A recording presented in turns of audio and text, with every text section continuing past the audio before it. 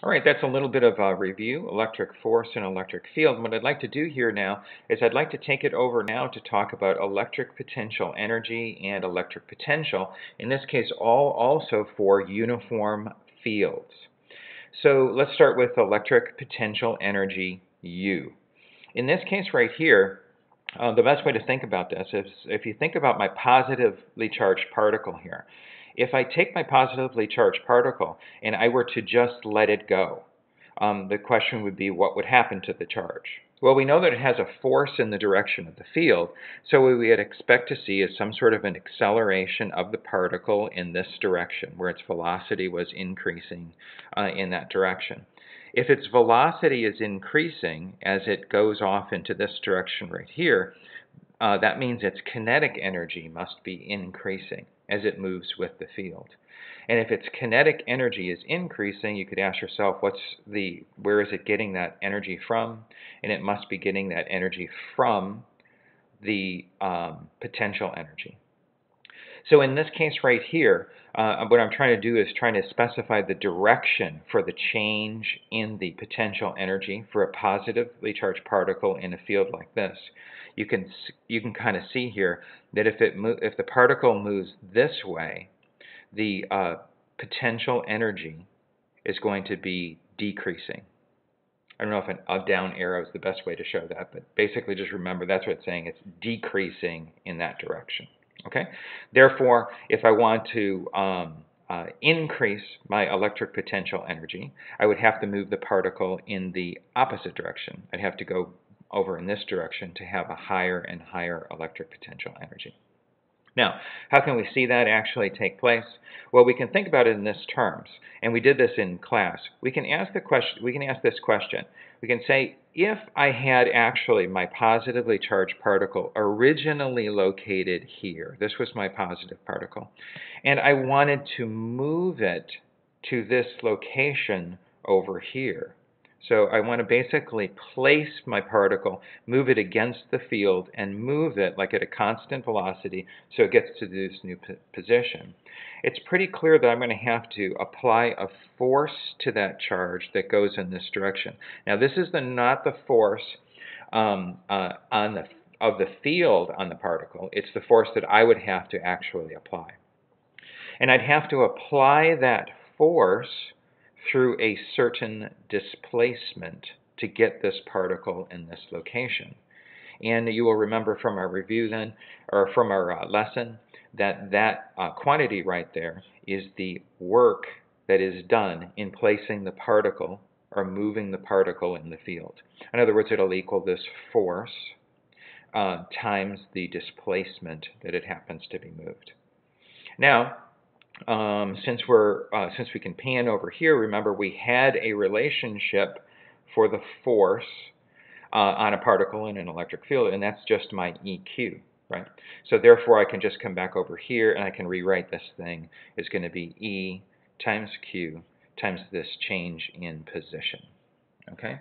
And if I want to rewrite this entire thing, what I would do is I would say that this is the work that is done on the particle to move it, as we've talked about. But of course, the work that I do to move the particle has another name, and that's the actual thing that we're talking about here. That is the potential energy because of the electric field. So that's our equation for the potential energy for the electric field. Okay, so now take a look at the negatively charged particle. If I take the negatively charged particle and I drop it, I just let it go from its current location, what happens to it?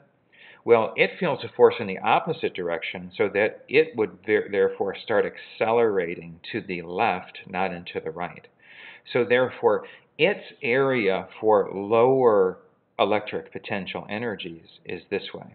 So it has lower values for its electric potential energy in this direction. And this is something that you don't see when we did our analogy between these energies and gravitation potential energy. You didn't have this kind of thing where you had to flip things for charges, but you do for charges. So whereas the positively charged particle decreases in potential energy going to the right in this field with the field, the negatively charged particle actually increases in potential energy as it goes in the direction of the electric field. Okay, so we can use this concept now that we've developed for electric potential energy and talk about this other quantity called electric potential. Now, electric potential, it helps out a lot here is what I'm going to do is I'm going to show you what has been actually creating this uniform field. Now, you can have problems that do not actually show the plates, and you have to interpret it. But you can kind of see here, if I did have parallel plates located a little something like this, this is one way that I could use to show a uniform field or create a uniform field. So in this case right here, between the plates, I would have this uniform electric field E. And now we can define this new thing, which we call electric potential V. Now, electric potential V works like this. Near the positively charged plate, there is a high electric potential. And near the negatively charged plate, there is a low electric potential. So high is on this towards this side. So this side is the side of high V or higher V, and this is low. Now we don't exactly know where the 0 point is. It turns out that it's arbitrary. We only know that the positively charged plate will be at a higher electric potential V than the lower plate. This is often done by connecting these two plates with something that creates a potential difference, which would be something like a battery.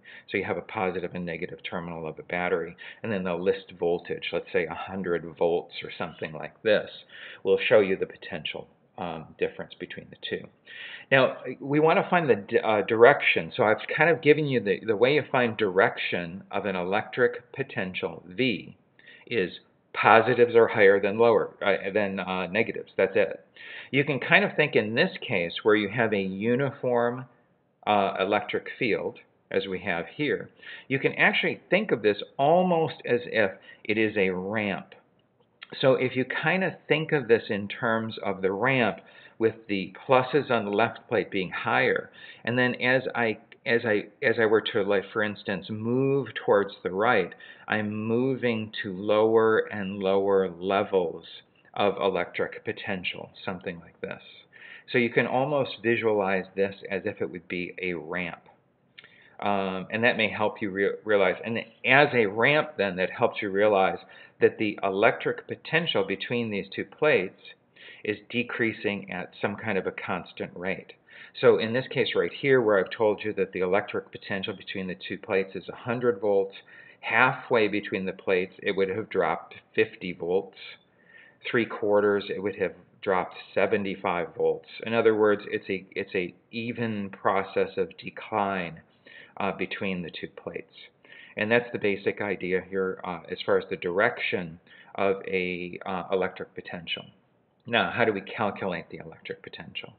The electric potential is, by definition, and then we use this in our lab that we did, we said that the change in the electric potential V is equal to the potential energy, electric potential energy per unit charge.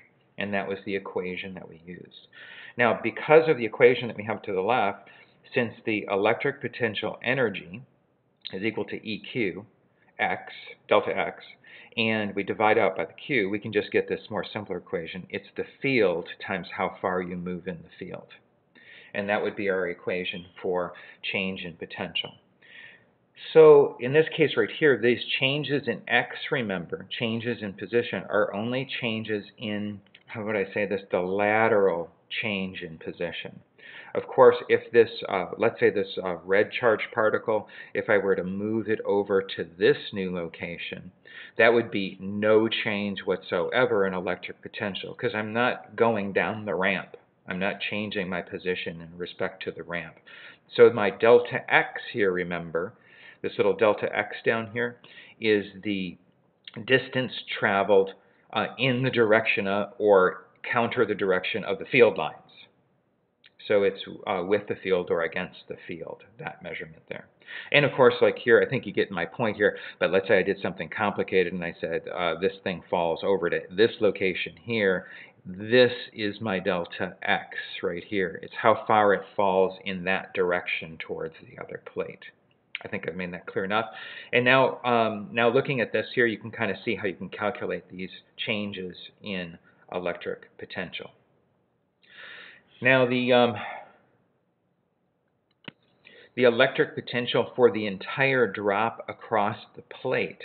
Now I need to kind of specify this because I don't want this to be confusing, because I'm kind of generating a very similar equation.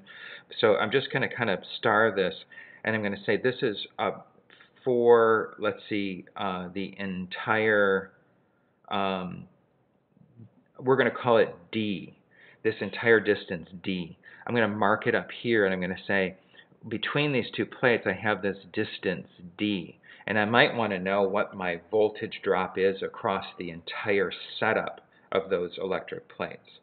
What that's going to do is generate one pretty obvious equation, pretty simple equation here.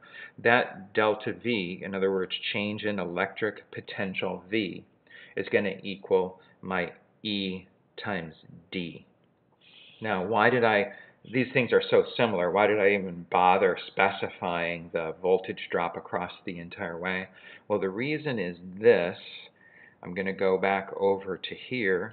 I'm going to say this relationship here allows us to write a new equation for electric field between two charged plates. And that equation is this. The electric field between any two charged plates is equal to the voltage drop between the plates divided by the distance between the plates. And the reason I have gone through the trouble of connecting these together is this is the other equation that is on your equation sheet. You do not get those other equations, but you get this one. They're both, turns out they're both in terms of the field. So you get an equation of force in terms of the field that you have to deal with, and you get an equation in terms of electric potential V with respect to the field. And you just have to know how to just do the algebra for this to be able to make it useful for any problem that you happen to be working on. Now, I want to focus on one more algebraic kind of maneuvering that we can do between these equations, and that's going to involve our electric potential energy. You can kind of see here now from this equation here, from our definition essentially, a definition of our electric potential V, we can write an equation for electric potential energy. And the electric potential energy in this case is just going to be equal to our change in our voltage times our Q. Okay. Now I've kind of gone back and forth here on writing delta U's or delta whatevers.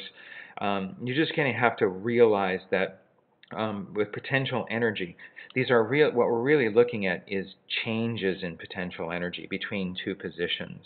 So we probably should put like deltas all the way through here. The reason I haven't done it totally consistently, let's go back to the big picture now, is that on the equation sheet they don't use that. They just use V for instance, for electric potential. You just have to realize that what you're really looking for is a change in V between two locations, something like that. Okay, so let me do, let's see, let me do one more box here, I think, and yeah, this is the last box that I can draw. It's going to be this box right here, and I should probably, I'm going to just zoom in just for a second here, because I want to, the reason I want to clean this up is I want it to look like the equation sheet, and I'm going to pan back out here, and I'm going to tell you that all of this information that I've given you in the pump up, in other words, how to find directions and all of the unboxed equations, these are relationships you just need to know and understand. You need to know how each of these situations work. The red boxed equations are the only ones you're actually given on your equation sheet. Now this should help you now with the homework that we have assigned for this week, which covers only problems, or actually the initial assignment, the one that's due on Tuesday. It covers only problems that use uniform electric fields. and hopefully this will help you out. Good luck with your studies.